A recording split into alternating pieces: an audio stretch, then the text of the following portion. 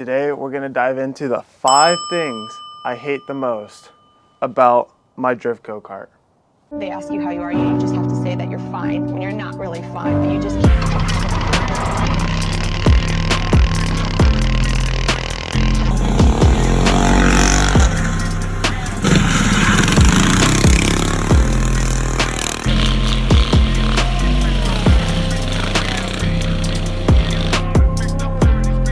I just want you to be aware of what comes with the territory of owning a go-kart because nobody told me.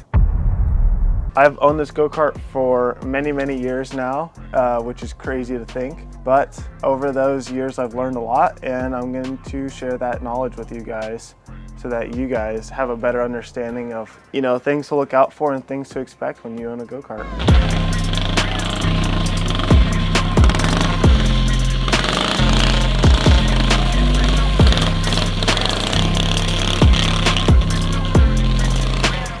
One of the worst things about this go-kart, owning any go-kart, is honestly the transportation because, not everybody has a truck.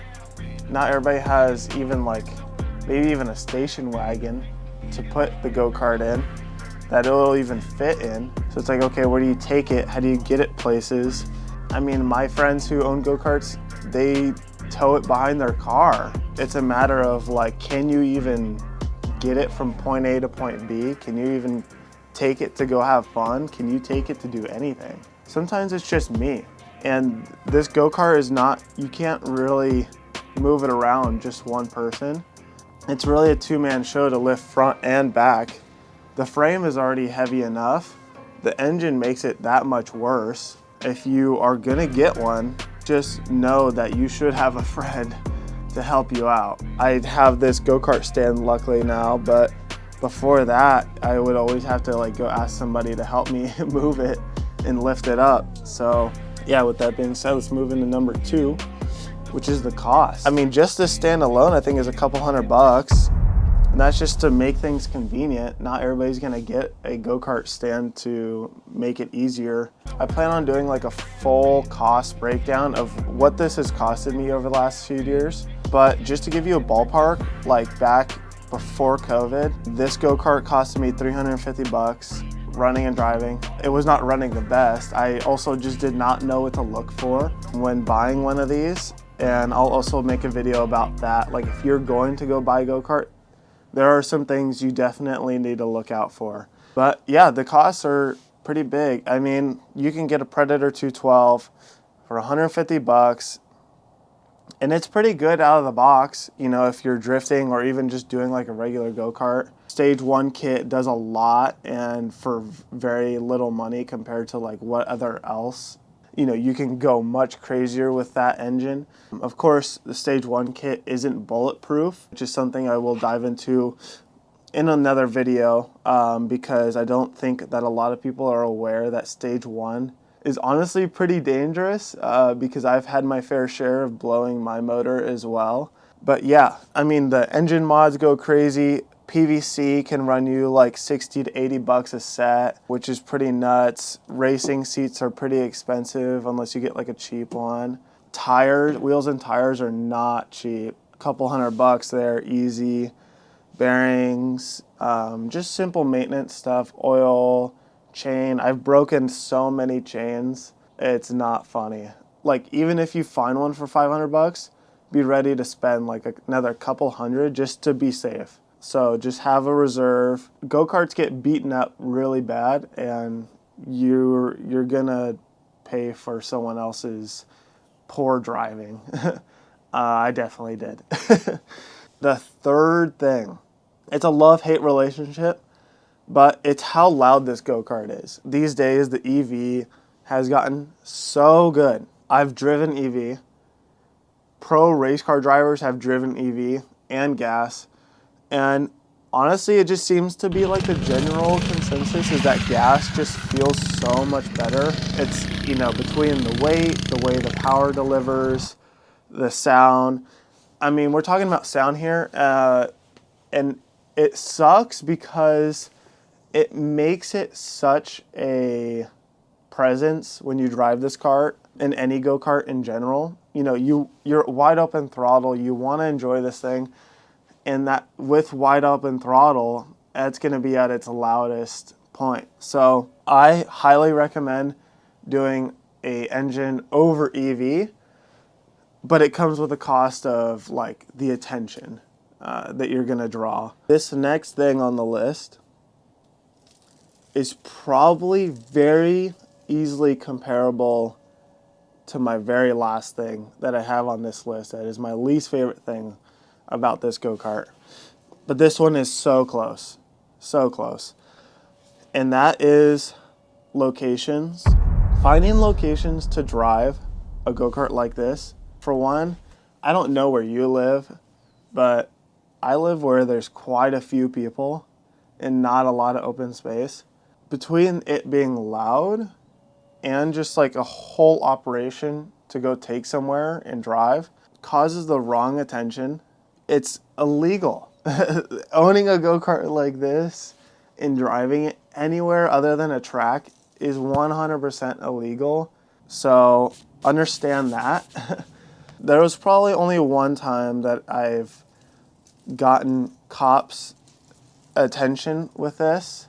It almost costed me this go-kart. Like, they almost took this go-kart away from me. They almost took my friend's go-kart away from him because of a Karen. It's something that you just have to be so careful about. You have to know your spots.